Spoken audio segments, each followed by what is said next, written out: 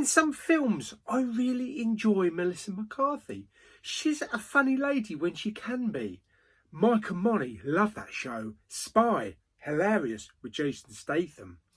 The Heat with Sandra Bullock, absolutely hilarious film. But she could also play it serious. So what about Thunder Force? Wow.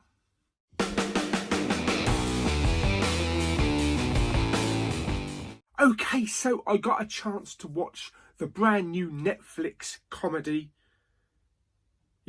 last night. Written and directed by Ben Falcone, or Falcone, wherever you want to say his name, which is actually Melissa McCarthy's husband. He also has a role in this film, Thunder Force, playing a character called Kenny. And yes, before you ask, they do actually do a South Park gag. Yeah, they kill Kenny. That's original.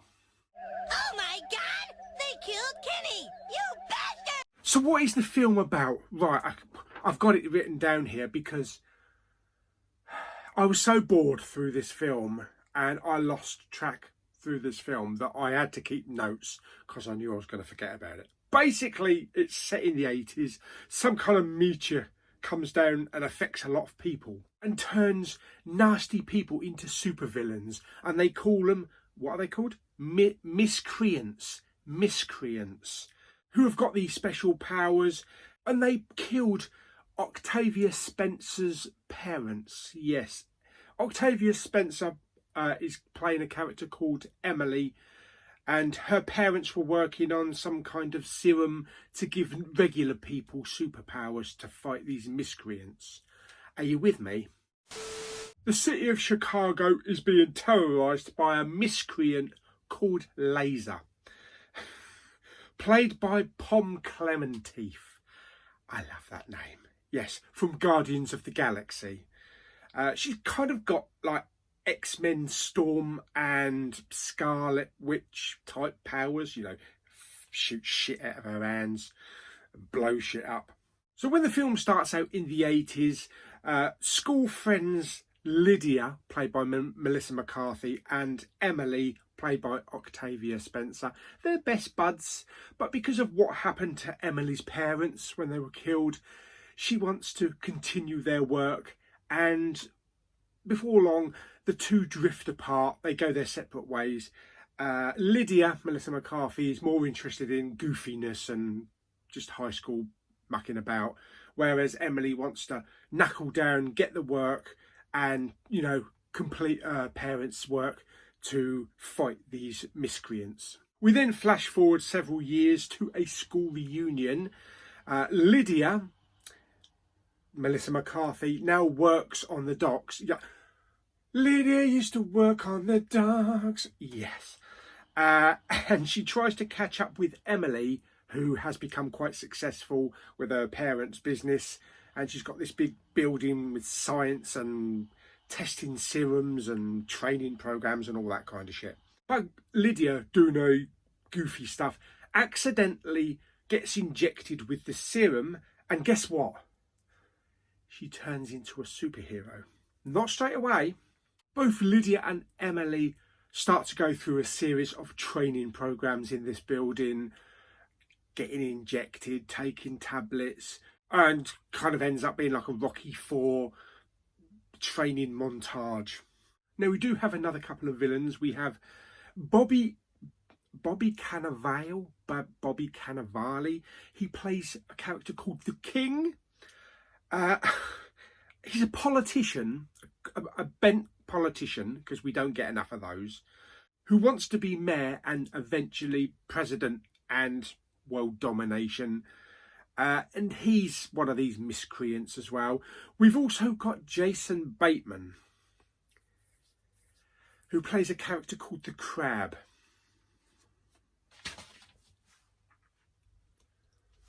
His arms are crabs. Yeah, one day he fell into a pool or fell into a river of contaminated water or some shit like that, and grew crab arms.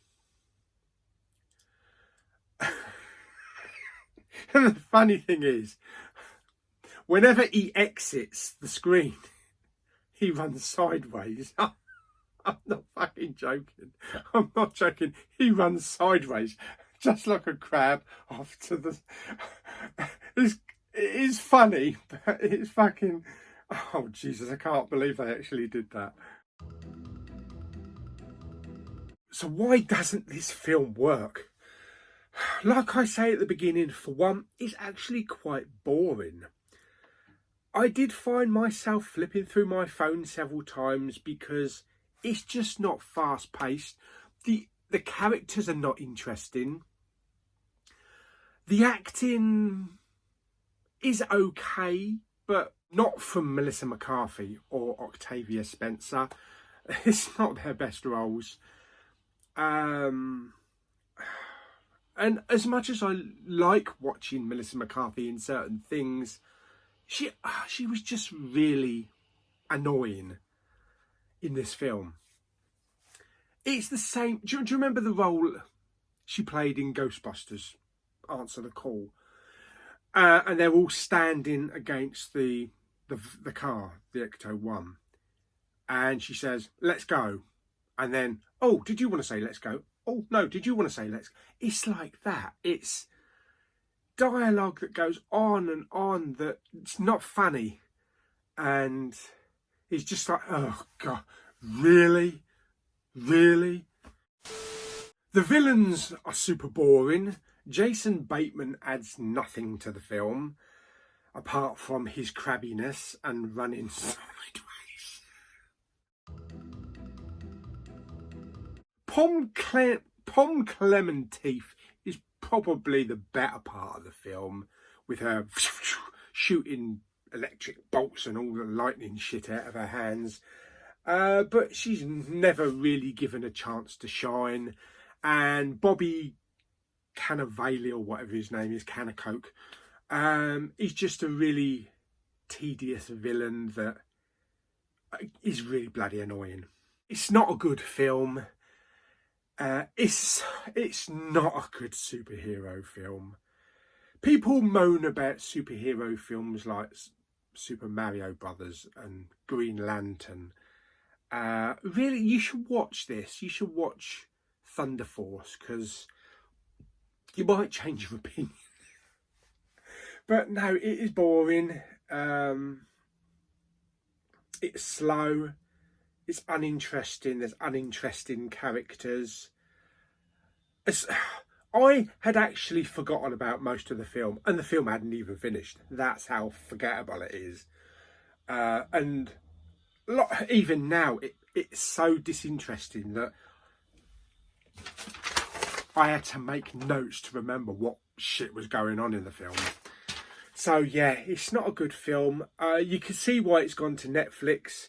Had this gone to the cinema, Jesus, it would have bombed. Catwoman would have been classified as a bloody masterpiece and an Oscar epic. So it's not a good film. The special effects are pretty good, with Pom Clementeef's character firing lightning. There's some ropey special effects. There's a scene where Melissa McCarthy actually picks up a bus and throws it. It kind of looked a bit off. It looked a bit animated. But yeah, I just can't stop thinking about Jason Bateman crabbing it to the left. Oh dear, yeah, okay. Yeah, it's not a good film. I wouldn't bother watching it. It's certainly not a film that I'm going to buy. I know I buy some shit when it comes out on Blu-ray and DVD, or 4K, but if this gets a physical release, no, I don't. I don't want to buy it. And if I end up buying it, please come down and punch me in the face repeatedly. So yeah, no, it's not a good film. It takes something to actually bore me, and for me to class it as really tedious and just uninteresting. And Thunder Force is it. Yeah.